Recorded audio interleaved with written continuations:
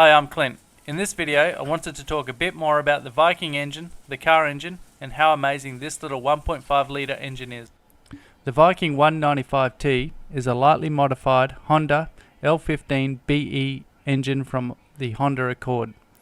The Honda Civic engine, which is the L15 B7, is basically the same engine as the Accord engine.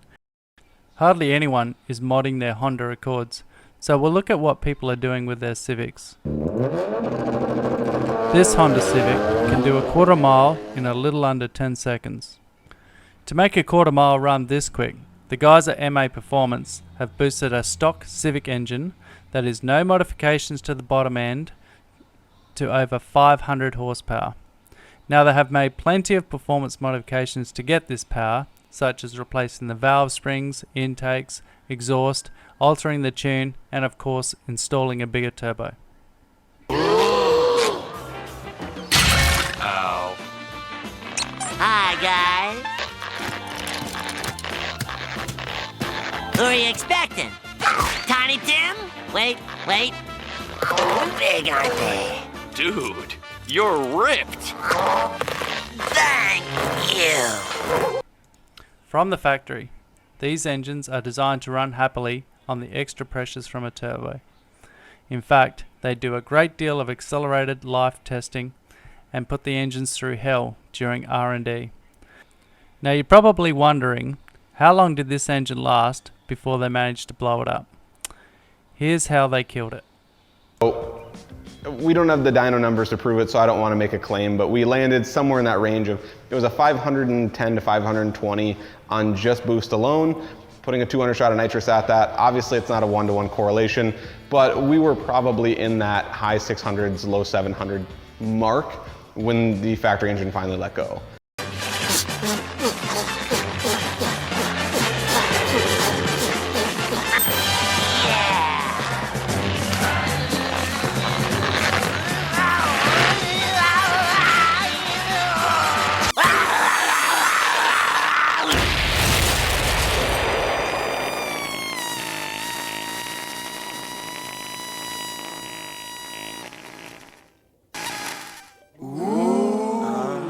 I think he lost.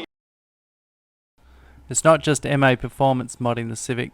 There's plenty of guys doing up their Civics with the L15 engine. What makes the Civic popular is that it's relatively affordable to modify and responds well to engine upgrades. This video by MA Performance explains how to easily, well, relatively easily, increase the stock engine from 200 horsepower to 240 horsepower and up to 350 horsepower.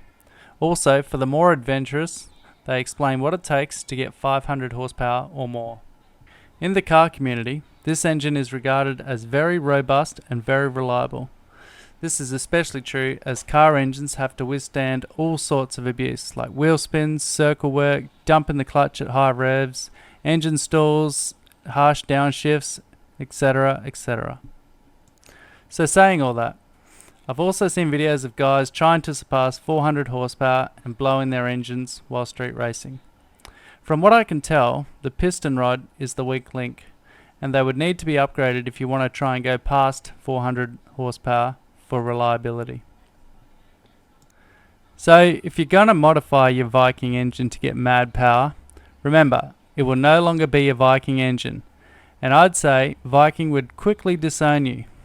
Also, I'm not sure if Jan intended the gearbox to cope with that much power, and you'll also have to find a pretty sturdy prop. Viking has set up this engine to perform well below the true potential of the engine. It's amazing that this little 1.5 litre engine can take so much punishment before something breaks. But it's not just Honda and their 1.5 litre. Aero Momentum put out a 2 litre 230 horsepower Suzuki engine that they derate from 400 horsepower. It just goes to show the quality of auto engines these days, and there's no weight penalty for the extra power. I should say, I don't plan on modding the Viking engine.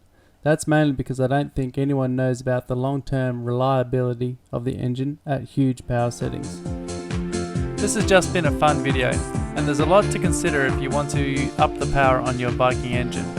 The next video will show you what to expect and what you'll need to start building your velocity.